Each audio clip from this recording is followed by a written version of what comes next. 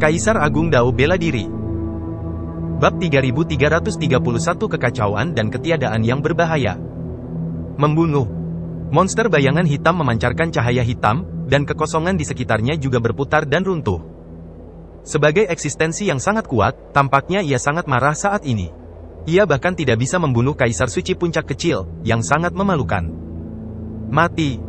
Luo Xiu juga meledak dengan kekuatan tempur yang ekstrim. Bayangan menara giok putih muncul di atas kepalanya. Dia memegang tombak hitam di tangan kirinya dan pisau patah di tangan kanannya. Ah!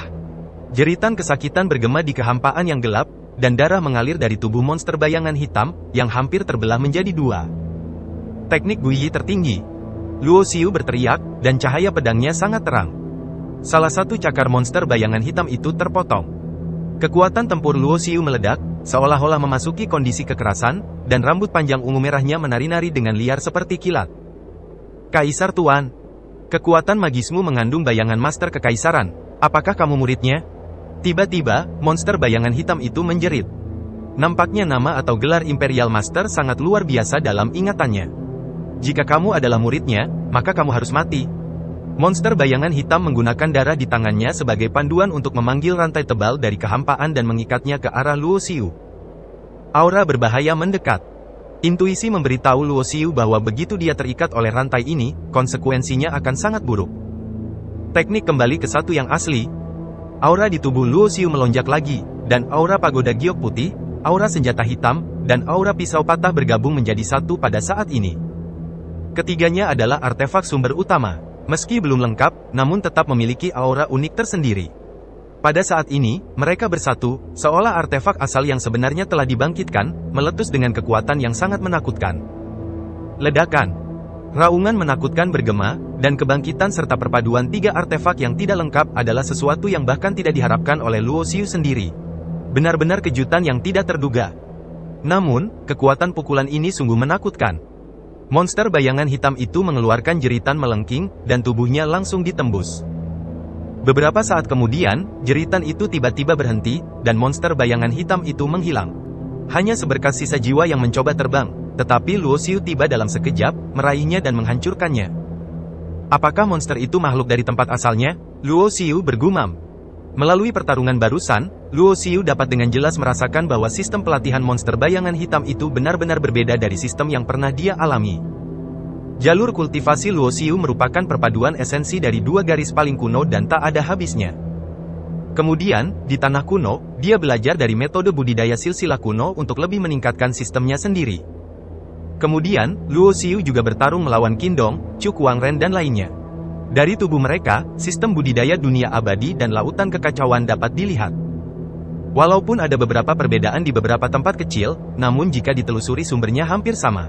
Tidak ada perbedaan dalam pembagian alam, hanya kekuatan-kekuatan. Tapi monster bayangan hitam adalah sistem yang sama sekali berbeda. Tampaknya yang ada hanyalah kehancuran yang murni dan ekstrim. Nampaknya makna keberadaan mereka adalah untuk menghancurkan segala sesuatu yang ada di dunia dan mengembalikan segala sesuatu yang telah tercipta dari awal menjadi nol. Dari sana menjadi tidak ada apa-apa. Kami masih jauh dari tempat asal, dan kami telah bertemu dengan monster yang begitu menakutkan. Bahkan saya tidak yakin bisa menyelesaikan tes pengalaman ini. Hati Luo Xiu terasa sedikit berat, bahkan untuknya, apalagi mereka yang lebih lemah darinya. 9 tempat suci abadi mengumpulkan para jenius dan jenius yang tak terhitung jumlahnya, dan menggunakan ujian dan emosi yang paling kejam, berharap untuk memilih yang paling menonjol dan kuat. Namun, dalam proses ini, para jenius dan jenius tersebut akan dikorbankan dengan berbagai cara. Meski begitu, Luo Xiu tetap memilih untuk move on, karena dia juga tahu bahwa satu-satunya cara untuk bangkit dengan cepat adalah dengan menonjol di antara banyak orang jenius. Dia sudah menempuh jalannya sendiri. Jika dia bisa dilatih oleh berbagai sumber daya terbaik di Akademi Diri Sejati, ketika bencana besar datang, dia mungkin bisa tumbuh hingga dia bisa berdiri sendiri dan melindungi orang-orang yang ingin dia lindungi. Berdengung. Rolet biru emas berubah menjadi cahaya yang mengalir dan bergerak di antara ketiadaan. Dengan peta slip giok di tangannya, Luo Xiu tidak akan tersesat dalam kehampaan yang gelap ini. Dalam ketiadaan yang luas ini, keberadaan ruang dan waktu hampir tidak terlihat, seolah-olah waktu terhenti, memberikan ilusi kepada manusia. Seringkali, suasananya damai. Namun ada banyak bahaya yang tersembunyi di dalam kehampaan ini, dan kebanyakan berakibat fatal begitu muncul. Sepanjang perjalanan, Luo Xiu juga bertemu dengan banyak biksu lainnya, beberapa dari Laut Kekacauan, dan beberapa dari dunia abadi. Luo Xiu juga melihat banyak orang yang meninggal, kebanyakan dari mereka meninggal secara tragis, dengan mata terbuka dan penuh keengganan. Saya tidak tahu berapa lama waktu telah berlalu. Luo Xiu melihat cahaya keemasan terang dari kejauhan. Dalam kehampaan yang gelap dan kosong ini, ketika dia melihat situasi khusus terjadi, pikiran pertama yang muncul di benak Luo Xiu bukanlah untuk mendekat dan melihat karena penasaran, tetapi untuk menjauhkan diri tanpa ragu-ragu dan mempertahankan ketinggian yang sangat tinggi. Kewaspadaan. Fakta membuktikan bahwa mentalitas Luo Xiu tidak salah. Dalam kelompok meteorit yang kacau, sebuah blok meteorit besar benar-benar kosong. Dan di atas balok meteorit besar ini, seekor binatang raksasa yang diselimuti cahaya keemasan terang mengeluarkan auman dan auman yang menakutkan. Gelombang suara yang terlihat dengan mata telanjang itu seperti gelombang besar yang muncul dari laut. Sekelompok besar meteorit di dekatnya langsung hancur menjadi bubuk, seolah-olah dunia akan segera hancur. Luo Xiu tidak ragu-ragu untuk pergi jauh. Dari binatang raksasa emas itu, dia merasakan aura yang sangat berbahaya. Kekuatan lawan pastinya lebih unggul dari Holy Lord. Sekalipun dia bukan Kaisar Agung, dia tetaplah sosok tertinggi di level Holy Lord. Meskipun Luo Xiu juga memiliki kekuatan tempur untuk bersaing dengan Holy Lord di level yang lebih tinggi, menghadapi orang terkuat di level Holy Lord, dia pasti akan kalah. Bagaimanapun, kesenjangan besar di dunia ini bukan hanya sekedar pembicaraan. Beberapa hari kemudian, Luo Xiu melihat sebuah planet tertahan dalam kehampaan. Planet ini besar dan penuh vitalitas, dengan lautan yang indah dan hutan primitif yang lebat di bumi. Kemunculan planet yang begitu hidup di kehampaan yang sunyi ini memberikan perasaan yang sangat aneh kepada manusia. Namun ketika Luo Xiu lewat, dia melihat ribuan mayat mengambang di kehampaan dekat planet yang semarak ini. Mayat-mayat ini adalah keajaiban generasi muda. Kebanyakan dari mereka berada di level Kaisar Suci, tetapi banyak juga orang yang telah mencapai level Holy Lord, tetapi mereka semua mati di sini. Yang lebih menakutkan lagi adalah Luo Xiu bahkan tidak bisa melihat bagaimana orang-orang ini mati. Namun tidak ada keraguan bahwa planet yang hidup ini sangat berbahaya. Baru setelah Luo Xiu dengan cepat belakang dan melihat bahwa planet yang hidup ini adalah monster yang sangat besar dan menakutkan. Planet ini adalah tubuh monster itu. Itu sudah ada selama bertahun-tahun yang tak terhitung jumlahnya, seperti tidur nyenyak. Sebuah pulau muncul di punggung kura-kura hitam besar itu. Monster itu membuka mulutnya dan menyedotnya, dan ribuan mayat tersedot ke dalam mulut besar yang terbuka seperti jurang. Ada banyak bahaya di sepanjang jalan, dan Anda akan mati jika tidak berhati-hati. Itu adalah tahun kedua ketika Luo Xiu memulai perjalanannya. Ia sendiri tidak mengetahui berapa banyak bahaya yang ia temui. Namun ia telah berhasil lolos dari bahaya berkali-kali. Meskipun budidayanya masih belum meningkat, kekuatan Luo Xiu telah meningkat. Pertentangan antara hidup dan mati seperti ini memang merupakan pengalaman yang baik. Bepergian melalui kehampaan. Luo Xiu tiba-tiba membuka matanya. Dia melihat beberapa sinar cahaya terbang di kejauhan. Mereka semua mengenakan baju perang dan memiliki aura yang kuat. Yang memiliki tingkat kultivasi terendah berada di puncak Kaisar Suci. Mereka dipimpin oleh beberapa penyihir tingkat Sein. Apakah kamu juga salah satu jenius yang mengikuti pelatihan? Salah satu dari mereka bertanya pada Luo Xiu dengan mata tertuju padanya. Benar, kamu juga, Luo Xiu mengangguk. Kamu bisa sampai ke sini, sepertinya kamu memiliki kekuatan yang bagus, ambillah tembakan dariku.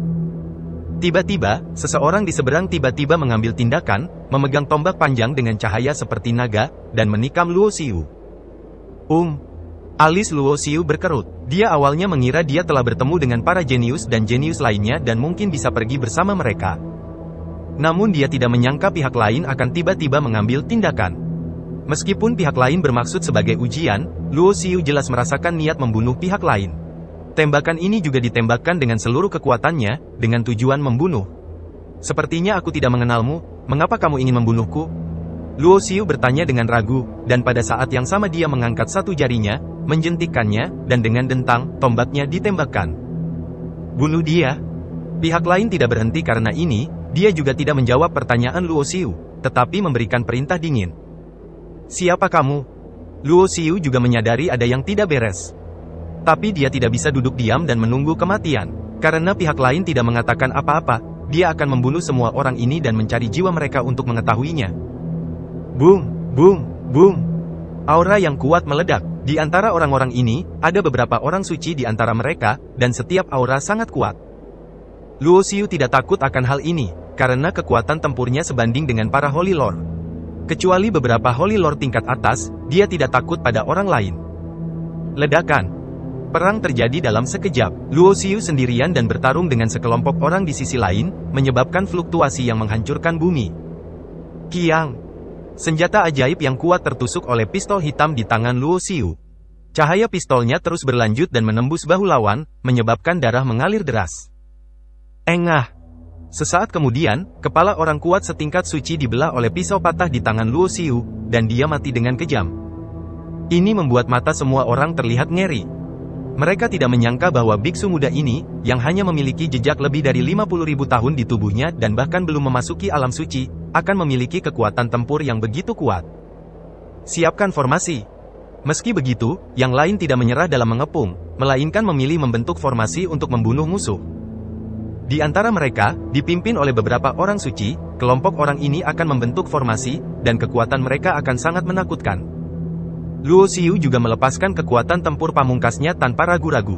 Dia membelah salah satu dari mereka dengan pedangnya yang patah di udara, dan tubuhnya meledak menjadi kabut darah. Ci. Pistol hitam itu menyapu, memotong tubuh orang lain, dan darah memenuhi udara. Teknik pupil juga diaktifkan, dan berkas cahaya menakutkan saling bersilangan. Roda sumber digantung di belakang kepala, dan energi emas hijau mengalir, seolah-olah diubah menjadi baju besi perang dan dikenakan di tubuh, seperti dewa perang yang tak terkalahkan. Luo Xiu melakukan pembunuhan besar-besaran di sini tanpa menahan apapun, karena orang-orang ini ingin membunuhnya, dia tidak akan pernah meninggalkan masalah apapun. Tidak butuh waktu lama. Sekelompok orang yang datang dengan niat membunuh ini ketakutan dengan pembunuhan Luo Xiu, dan orang-orang yang tersisa mulai lari menyelamatkan diri. Tapi Luo Xiu tidak berniat memberi mereka kesempatan untuk melarikan diri. Dia berubah menjadi naga petir dan mengejar mereka dengan kejam.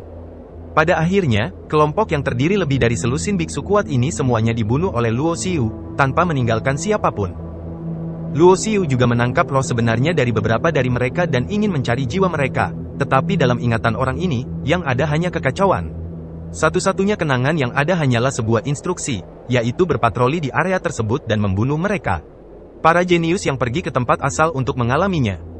Jelas sekali, tempat asalnya juga mendapat kabar tersebut, mengetahui bahwa banyak sekali jenius dan talenta yang berkumpul di 9 tempat suci abadi untuk terlibat dalam ujian hidup dan mati. Namun ada yang tidak beres di tempat asalnya. Seseorang secara khusus menargetkan pengalaman ini dan mencegatnya. Tidak ada keraguan bahwa Luo Xiu bukanlah orang pertama yang dicegat. Beberapa keajaiban lain yang datang di sepanjang jalan juga seharusnya dicegat dan dibunuh. Bahkan mungkin ada beberapa yang kurang waspada dan akhirnya terbunuh, gagal dalam usahanya. Saya tidak tahu berapa lama waktu telah berlalu. Luo Xiu melihat sebuah monumen batu didirikan di kehampaan yang kacau. Tugu batu ini, melebihi ketinggian 10.000 kaki, berdiri dalam kegelapan, dengan cahaya hijau samar memancar dari sekujur tubuhnya. Pada loh batu tersebut terdapat beberapa karakter besar yang diukir dengan darah. Tempat asal. Apakah ini tempat asalnya?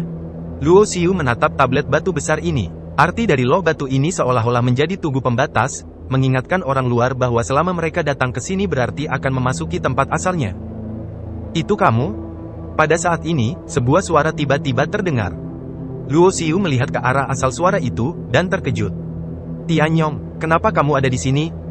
Bertemu dengan orang yang tidak terduga di tempat seperti itu, bahkan dalam pikiran Luo Xiu, mau tak mau menimbulkan gelombang. Saat berada di tanah kuno, Luo Xiu tidak pernah melihat Tianyong lagi. Kemudian, setelah keluar dari tanah kuno, dia hanya mendengar bahwa Tianyong dibawa pergi oleh senior dari Fentian Dao. Dan senior itu dikatakan sebagai orang dengan status lebih tinggi sebagai Santo Surga Pembakaran Zhufen. Tapi Luo Xiu tidak pernah menyangka akan bertemu Tianyong di sini.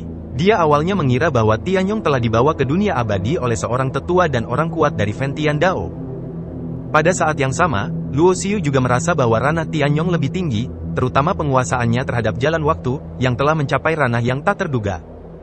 Bahkan ketika dia sedang menatap monumen batas ini dan berpikir, dia tidak menyadari bahwa dia tidak jauh.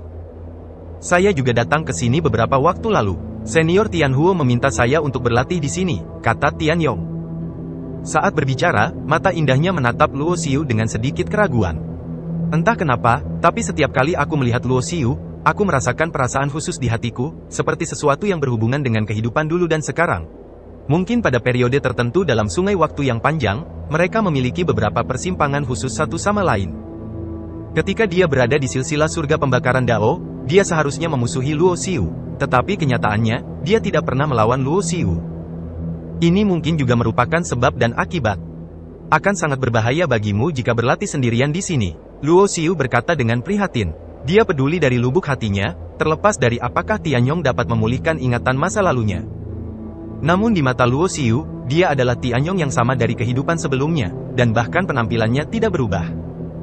Bahkan jika dia bukan Tianyong, hanya karena dia terlihat persis seperti Tianyong, Luo Xiu tidak bisa memusuhi dia. Lagi pula, di kehidupan sebelumnya, dia merasa terhadap Tianyong, Ji Wushuang, dan Meng Xia. Dia terlihat sama dengan Tianyong dalam ingatannya, dan namanya juga Tianyong. Sejak jenazah Tianyong ditemukan di alam tertinggi Bafang, Luo Xiu selalu menyimpannya di tempat penyimpanan cincin itu. Dia juga memikirkan bagaimana perasaannya jika dia mengeluarkan Tianyong dari peti mati kristal, membiarkan Tianyong di depannya melihatnya, dan kemudian memberitahunya tentang kehidupan masa lalu dan sekarang. Tapi Luo Xiu tidak percaya diri, karena dia tidak yakin apakah Tianyong di depannya bersedia menerima semua ini. Bagaimanapun, Tianyong di depannya tidak memiliki ingatan apapun tentang kehidupan sebelumnya. Jika dia menerimanya, semuanya akan baik-baik saja. Namun jika Anda tidak menerimanya, segalanya bisa berubah. Bisakah kamu memberitahuku sesuatu tentang tempat asalnya? Luo Xiu bertanya. Saya tidak tahu banyak. Tianyong tersenyum tipis, lalu memberitahu Luo Xiu apa yang dia ketahui. Dari perkataan Tianyong kita mengetahui bahwa tempat asal adalah asal mula zaman, asal muasal malapetaka, dan tempat awal segala sesuatu. Sejak bencana pertama terjadi, dunia abadi telah dijaga oleh orang-orang kuat di sini. Secara umum, selama para beku yang telah mencapai alam suci wajib datang ke tempat asal untuk memenuhi tanggung jawab perwaliannya. Setelah mendengar ini, Luo Xiu segera mengerti mengapa kata-kata yang diucapkan oleh wanita tak tertandingi Ziyanran membuat orang-orang suci di dunia Tao terlihat begitu jelek. Jelas sekali, orang-orang suci itu juga harus mengetahui beberapa rahasia, tetapi mereka tidak tahu banyak. Mereka hanya tahu bahwa setiap kali orang kuat yang telah mencapai tingkat orang suci ke atas meninggalkan dunia Tao, pada dasarnya mereka tidak akan pernah kembali. Setiap orang mempunyai tanggung jawab untuk melawan bencana tersebut. Orang dengan tingkat kultivasi rendah tidak ada gunanya, tetapi selama tingkat kultivasinya mencapai alam suci, mereka semua memiliki kewajiban dan tanggung jawab ini. Selain itu, ada beberapa generasi muda yang jenius, yang tingkat budidayanya tidak setingkat Sein, namun sangat bertalenta, dan juga berpengalaman di tempat asalnya. Menurut Tianyong, dahulu kala, kekuatan besar di dunia abadi seringkali mengirimkan orang-orang jenius, dan orang-orang jenius yang dapat mengalami dan tumbuh di tempat-tempat seperti asal-usul masing-masing sangat kuat dan dapat disebut monster. Monster itu masuk. Dan kini situasi di tempat asal tidak optimis. Aku tahu ada tempat dengan ciptaan yang hebat.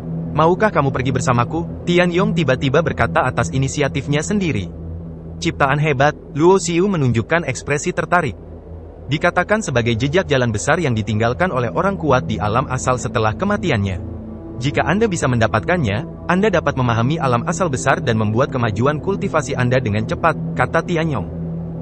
Di masa lalu, banyak orang kuat yang mati di tanah asal, termasuk mereka yang berada di alam asal. Oke, ayo kita lihat bersama. Luo Xiu mengangguk. Jadi mereka berdua berjalan bersama. Menurut Tianyong, kabar tersebut tidak hanya diketahui dirinya saja, tapi juga banyak orang lain yang pernah mengalaminya di tempat asalnya. Orang-orang kuat di alam asal tidak mengambil tindakan secara pribadi, tetapi mereka berencana untuk menyerahkan keberuntungan ini kepada generasi muda untuk diperjuangkan. Tentu saja, selain generasi muda, ada juga beberapa orang kuat lainnya yang telah berlatih selama bertahun-tahun dan juga akan berjuang untuk Origin Avenue yang legendaris. Tempat asalnya seperti dunia yang hancur, dengan banyak lempengan tanah pecah yang tergantung di kehampaan yang gelap dan kacau. Legenda mengatakan bahwa pada masa yang jauh, tempat asalnya adalah dunia yang utuh.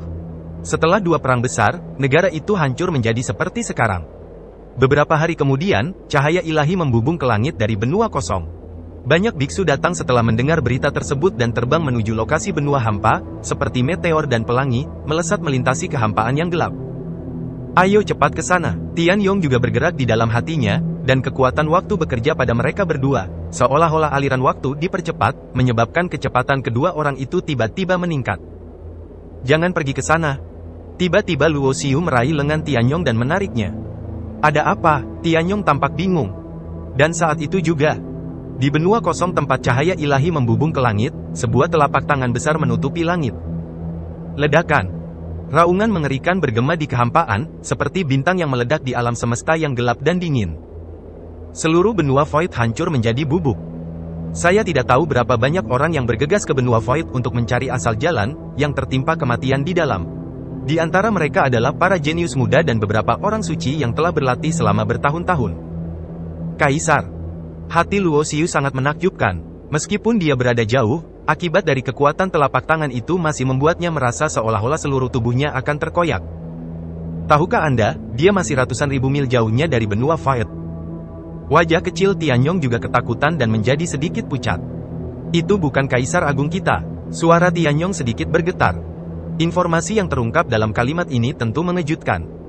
Karena jika itu adalah Kaisar Agung Dunia Abadi, bahkan jika dia ingin merebut merek Source Primary Avenue, dia tidak akan membunuh begitu saja. Satu-satunya penjelasan adalah bahwa eksistensi setingkat Kaisar yang mengambil tindakan bukanlah dari dunia abadi, melainkan eksistensi yang memusuhi dunia abadi. Mengenai keberadaan seperti itu, hal pertama yang terlintas di benak Luo Xiu hanyalah dua kata. Malapetaka. Tangan besar yang muncul dari langit menghancurkan benua Void dengan satu telapak tangan, seperti menghancurkan bintang. Telapak tangan itu mirip dengan tangan manusia, tetapi memiliki 7 jari. Aura yang terkandung di dalamnya dipenuhi dengan kehancuran yang murni dan ekstrim. Aura semacam ini membuat Luo Xiu merasa sedikit familiar. Itu adalah monster bayangan hitam yang dia temui sebelumnya. Jelas sekali, makhluk-makhluk yang terkait dengan malapetaka ini, kekuatan yang mereka praktikkan dan kuasai, terkait dengan kehancuran. Nampaknya makna keberadaan mereka dan tujuan amalan mereka adalah untuk menghancurkan segala sesuatu dari tempat asalnya. Biarkan seluruh dunia, dan sepanjang waktu, berubah menjadi ketiadaan, dan semuanya kembali ke nol. Ketika hal seperti ini terjadi, wajar jika tidak ada cara untuk menemukan sumber dari merek jalan utama. Bahkan belum diketahui secara pasti apakah merek Avenue tersebut benar-benar ada. Mungkin saja semua ini hanyalah konspirasi untuk menarik banyak orang jenius dan master, dan kemudian pembangkit tenaga listrik tingkat Kaisar akan mengambil tindakan dan memusnahkan mereka dengan satu tangan. Ayo keluar dari sini dulu. Luo Xiu menyipitkan matanya, meraih tangan Tianyong, dan terbang ke kejauhan. Tahukah kamu jika ada tempat tinggal di tempat asal ini? Luo Xiu bertanya. Ya, ada beberapa kota suci kuno di tempat asalnya. Tianyong mengangguk, wajahnya yang cantik memerah, dan tangan kecilnya sedikit meronta. Baru kemudian Luo Xiu menyadari bahwa dia telah lama memegang tangan Tianyong. Karena dia sudah lama membangkitkan ingatan masa lalunya, dia bisa memahaminya dengan mudah. Saat ini, dia merasakan perjuangan Tianyong, jadi dia melepaskannya. Apakah kamu percaya pada kehidupan masa lalu dan masa kini? Luo Xiu bertanya. Percayalah, orang yang benar-benar kuat dapat melakukan perjalanan melalui sungai waktu yang panjang, dan juga dapat menciptakan reinkarnasi, dengan kekuatannya sendiri, kata Tianyong. Jadi, apakah kamu yakin kamu memiliki kehidupan sebelumnya? Luo Xiu bertanya lagi. Tianyong memandang Luo Xiu dengan sedikit aneh, tersenyum dan berkata, bahkan jika ada kehidupan sebelumnya, itu adalah masalah kehidupan sebelumnya. Dalam kehidupan ini, saya hanyalah saya. Saat Luo Xiu mendengar ini, dia merasa sedikit kecewa. Jelas sekali, kondisi kultivasi Tianyong di kehidupan ini jauh melebihi pencapaiannya di kehidupan sebelumnya. Dia sudah memiliki keyakinan egois yang tidak terpengaruh oleh kehidupan masa lalu dan masa kini, dan keinginannya tidak akan mudah berubah. Luo Xiu baru saja tiba dan belum mengetahui tempat asalnya. Dia berjalan bersama Tianyong dan sampai di kota suci di tempat asalnya. Kota ilahi ini sangat kuno. Dikatakan bahwa itu dibangun pada bencana kedua. Banyak orang kuat jatuh di sini untuk melawan kehancuran bencana tersebut.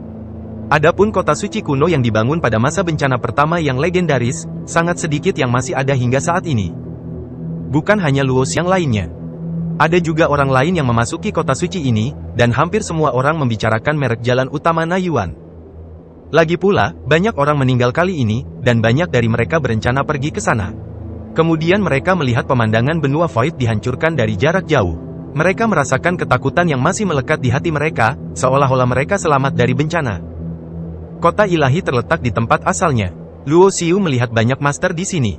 Biksu di alam suci dapat dilihat di mana-mana di sini. Bahkan mengeluarkan beberapa dan menempatkannya di alam Tao yang tak ada habisnya adalah keberadaan yang bisa merajalela. Terima kasih telah mengingatkan kami. Jika tidak, kami mungkin akan terkena dampaknya jika kami bergegas, dan kami mungkin mati di sana. Mengingat kejadian sebelumnya, Tianyong masih merasa sedikit takut. Ini bukan tujuanku, apakah kamu ingin pergi bersamaku? Setelah menetap di kota, Luo Xiu memeriksa slip giok di peta dan menemukan bahwa lokasi yang ditandai di atasnya bukanlah di sini, tetapi di tempat lain di tempat asalnya. Hanya dengan mencapai tujuan sesuai standar di slip giok di peta, uji coba Akademi Diri Sejati dapat diselesaikan dan misi diselesaikan. Pokoknya, aku hanya berlatih, jadi aku akan pergi bersamamu. Tianyong berpikir sejenak dan kemudian menyetujui. Meskipun dia datang ke asal untuk mengalaminya lebih awal dari Luo Xiu, kekuatannya tidak kuat dan dia tidak berani pergi ke banyak tempat. Tapi Luo Xiu sangat kuat dan memberinya rasa percaya yang tak bisa dijelaskan. Seharusnya relatif aman jika dia berjalan bersamanya. Keduanya tidak tinggal lama di kota dewa ini. Meskipun ada banyak biksu di kota yang membawa banyak harta berharga untuk diperdagangkan, bagi Luo Xiu saat ini, banyak barang berharga yang tidak begitu berarti baginya. Kemudian mereka berdua melanjutkan perjalanan, menuju ke tujuan sesuai dengan tanda pada slip giok di peta. Luo Xiu menunjukkan kepada Tianyong lokasi tanda pada slip giok. Yang mengejutkan Luo Xiu adalah Tianyong juga mengetahui tempat itu karena letaknya lebih dalam dari tempat asalnya. Menurut pengalaman Tianyong baru-baru ini di tempat asalnya, lokasi mereka berada sebelumnya hanya bisa dianggap sebagai tepi kehampaan di mana tempat asalnya berada. Semakin dalam mereka pergi, semakin dekat mereka ke tempat terjadinya bencana, yang juga berarti bahaya yang lebih besar. Disitulah kekuatan tertinggi di dunia abadi berada. Dikabarkan bahwa ada kota dewa abadi jauh di dalam tempat asalnya. Kota tersebut telah mengalami pecahnya dua era bencana dan masih berdiri di dunia tanpa runtuh. Ada banyak legenda tentang kota ilahi abadi. Orang kuat yang tak terhitung jumlahnya pernah bertempur di sana, berdarah di medan perang dan melawan bencana. Jika bukan karena upaya putus asa dan perjuangan orang-orang kuat itu, mungkin tidak akan ada era tanpa akhir, dan segalanya akan berubah menjadi ketiadaan. Beberapa hari kemudian, di depan Luo Xiu dan Tianyong, area dengan energi kacau muncul. Energi kekacauan di area ini sangat ganas dan penuh kehancuran.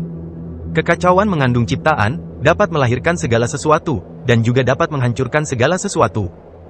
Kekacauan di depan jelas merupakan matinya dua kutub kehidupan dan kematian dalam evolusi, yang melambangkan kehancuran. Ada bahaya yang tidak dapat dijelaskan yang tersembunyi di banyak tempat di Origin. Sebaiknya kita pergi ke sana, kata Tianyong. Bagus. Luo Xiu tidak mencoba untuk pamer, dia juga tahu bahaya dari tempat asalnya. Area yang dipenuhi kekacauan dan turbulensi sangatlah luas. Luo Xiu dan Tianyong terbang mengelilingi area tepian selama lebih dari 10 hari, namun tetap tidak dapat melewatinya. Terkadang, energi kekacauan yang rusuh akan meledak dengan banyak energi yang menakutkan, hampir melibatkan mereka berdua beberapa kali. Untungnya, Luo Xiu sangat cepat, dan Tianyong memiliki kekuatan untuk mengontrol waktu. Kapanpun bahaya muncul, dia seringkali bisa menghindari bahaya tersebut. Daerah pinggirannya saja sudah sangat berbahaya. Sulit membayangkan krisis mengerikan seperti apa yang akan Anda hadapi jika Anda menerobos ke dalam wilayah kekacauan dan kekacauan. Setelah sampai di tempat asalnya, Luo Xiu sangat merasakan kerendahan hati dan kelemahannya sendiri. Bahkan jika dia memiliki kekuatan tempur tingkat suci, dia tidak lebih dari umpan meriam di tempat seperti Origin. Jika Anda ingin memiliki kualifikasi dasar untuk mendapatkan pijakan di sini, Anda setidaknya harus memiliki kekuatan tempur setingkat Kaisar Agung, dan bahkan ada beberapa bahaya yang mengerikan. Bahkan jika tingkat kaisar yang kuat menghadapinya, itu masih merupakan jalan keluar yang sempit.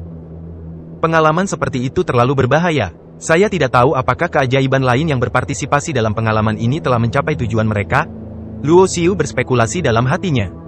Luo Xiu juga memberi tahu Tianyong tentang Akademi Diri Sejati, dan Tianyong juga sangat tertarik dengannya. Alasan mengapa dia ingin pergi bersama Luo Xiu adalah sebagian karena kepercayaannya pada Luo Xiu dan pengakuannya atas kekuatannya.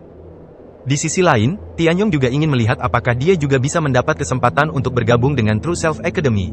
Kekuatan waktu yang dia kuasai adalah bakat unik, bahkan di antara para ahli top. Sangat sedikit orang yang bisa menguasai jalur waktu. Kemampuan ini memiliki potensi besar untuk berkembang. Waktu berlalu, lebih dari 3 bulan telah berlalu. Keduanya belum melewati kawasan yang kacau dan bergejolak, dan sepertinya jalan di depan tidak ada habisnya. Luo Xiu memeriksa slip giok di peta beberapa kali dan tidak menemukan kelainan apapun. Kalau tidak, mereka akan mengira mereka masih berdiri diam. Ini tidak akan berhasil. Kekacauan ini sepertinya menghalangi jalan ke depan. Kita hanya bisa melewatinya. Mata Luo Xiu memadat. Terlalu berbahaya melakukan hal itu. Suara Tianyong tidak berdaya. Jika diberi pilihan, mereka lebih suka menghabiskan lebih banyak waktu untuk berkeliling. Namun masalahnya adalah dengan kecepatan terbang mereka telah terbang ribuan mil.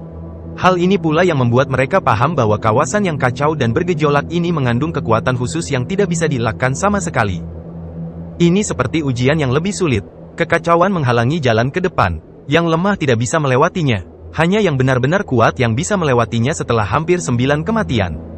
Saya berencana untuk menyeberang, bagaimana dengan Anda? Setelah merenung sejenak, Luo Xiu membuat keputusan. Dia telah mengatasi bahaya yang tak terhitung jumlahnya dan mengalami pasang surut yang tak terhitung jumlahnya dalam hidupnya. Sekalipun ada ribuan kesulitan dan rintangan, dia tidak akan berhenti di jalannya sendiri. Aku bersamamu. Setelah hening beberapa saat, Tianyong pun mengambil keputusan. Berjalan. Setelah mengambil keputusan, mereka berdua tidak ragu sama sekali. Saat suara Luo Xiu terdengar, keduanya berubah menjadi cahaya yang melarikan diri, melindungi tubuh mereka dengan kekuatan Tao, dan bergegas ke dalam kekacauan yang mengamuk. Ledakan.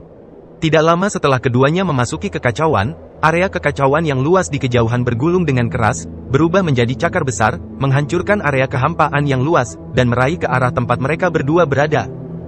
Luo Xiu dan Tianyong menggunakan kekuatan magis dan teknik rahasia mereka untuk menyerang cakar besar kekacauan, dan pada saat yang sama meledak dengan kecepatan ekstrim untuk menghindari pukulan tersebut. Teknik rahasia naga petir memungkinkan Luo Xiu meledak dengan kecepatan ekstrim.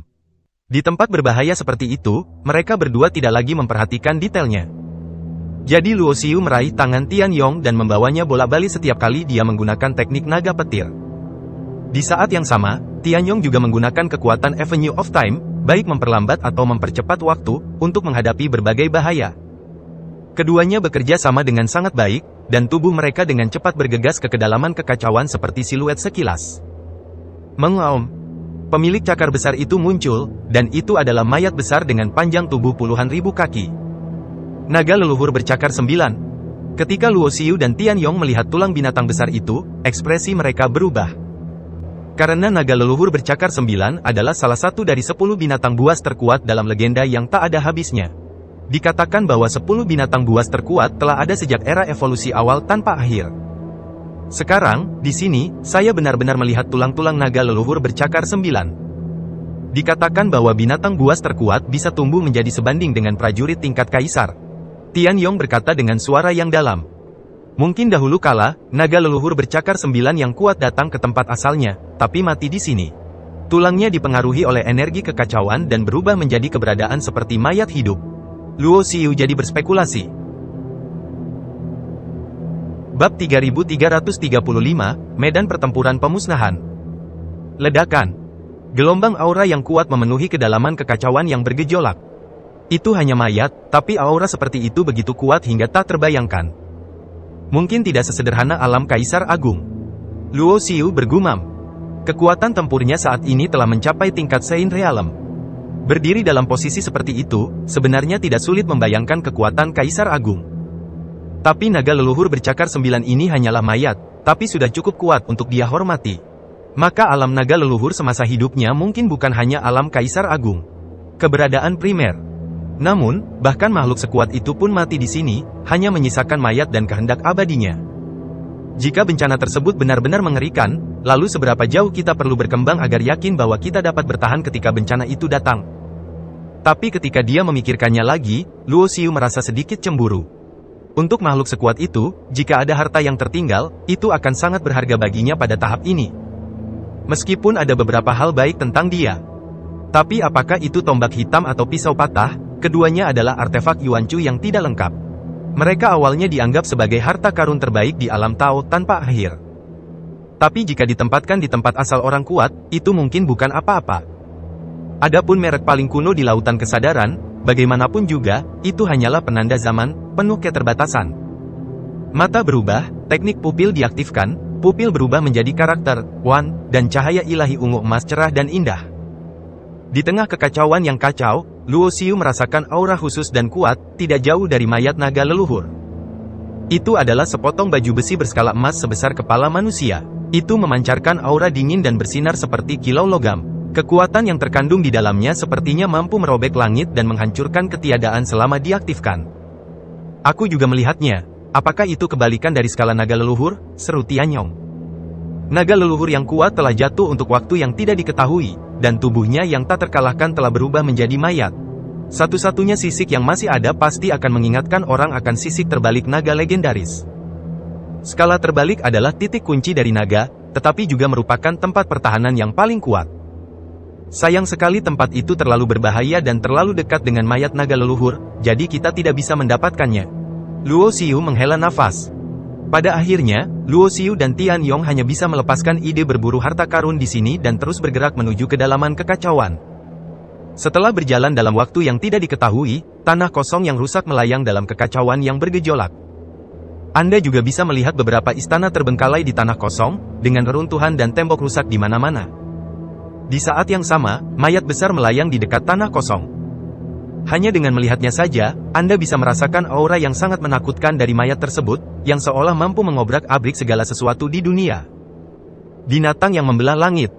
Seru Tianyong mengenali asal-muasal mayat tersebut. Dia telah melihat potret binatang pembelah langit di buku kuno Ventian Dao.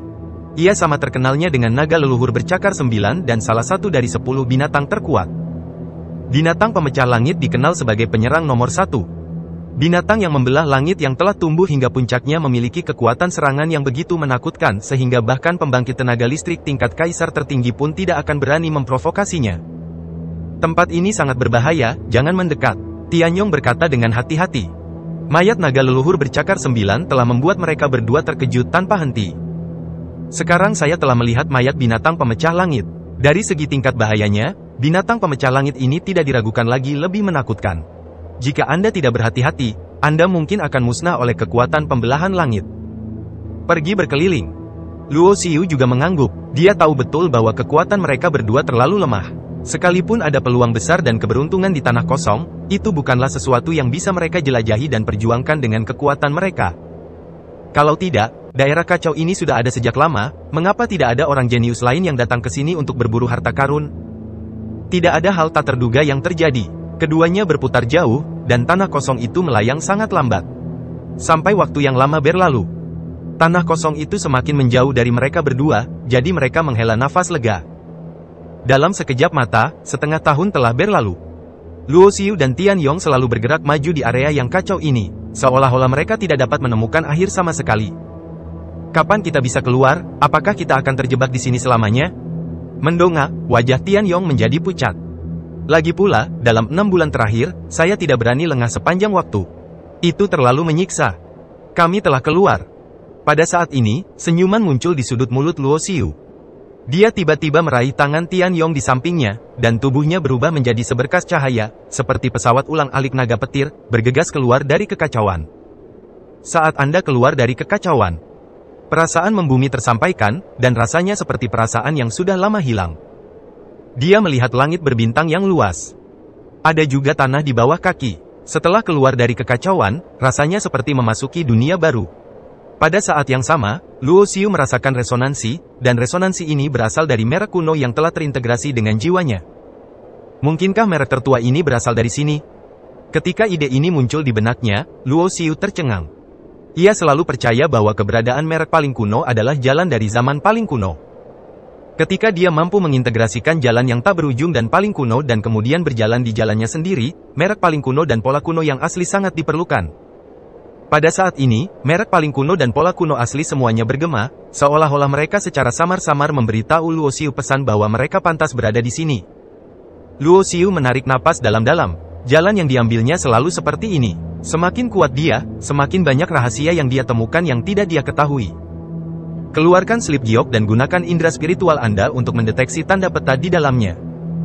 Luo Xiu menemukan bahwa setelah melewati kekacauan yang berbahaya, dia akhirnya akan mencapai tujuan akhirnya. Apakah ada yang datang lagi? Sebuah suara datang, dan seberkas cahaya terbang dari kejauhan. Saat suara itu datang, orang-orang juga berdatangan. Datang dari arah medan perang Nirwana, tampaknya kekuatannya seharusnya bagus, tapi masih kalah dengan keajaiban tanah suci abadi kita. Seseorang memandang Luo Xiu dan Tian Yong dan berkata, pembicaranya adalah seorang pria berambut ungu, tubuhnya diselimuti cahaya ungu samar. Jelas sekali, dia bukan milik para beku dari 3 era, tetapi merupakan makhluk hidup di dunia abadi. Titik awalnya jauh lebih tinggi daripada para biksu di 3 era. Mungkinkah aura wanita ini adalah Avenue of Time? Beberapa orang juga memperhatikan Tianyong di samping Luo Xiu. Hal ini membuat banyak orang terlihat aneh di matanya. Lagi pula, kemampuan Avenue of Time juga merupakan kemampuan terbaik di dunia abadi dan sangat langka. Di saat yang sama, ada orang lain yang terbang di atasnya. Luo Xiu melihat Xian Yu, putra tertua, Xing Fei, putra tertua, dan beberapa wajah aneh lainnya. Apakah para jenius dan jenius berkumpul di sini? Luo Xiu merenung dalam hatinya. Dia telah bertemu orang lain di jalan, tetapi setelah memasuki area yang kacau, dia tidak pernah bertemu mereka lagi. Terlihat bahwa meskipun orang lain juga menuju tujuan yang sama, namun ada pula orang yang berjalan tidak searah dengannya, dan mereka menghadapi cobaan dan kesengsaraan yang berbeda. Namun, Luo Xiu menyadari medan pemusnahan yang disebutkan oleh pria berambut ungu itu. Apakah daerah yang kacau dan bergejolak itu adalah medan perang pemusnahan? Mengapa 4 kata, Battlefield of Annihilation, tampak begitu familiar?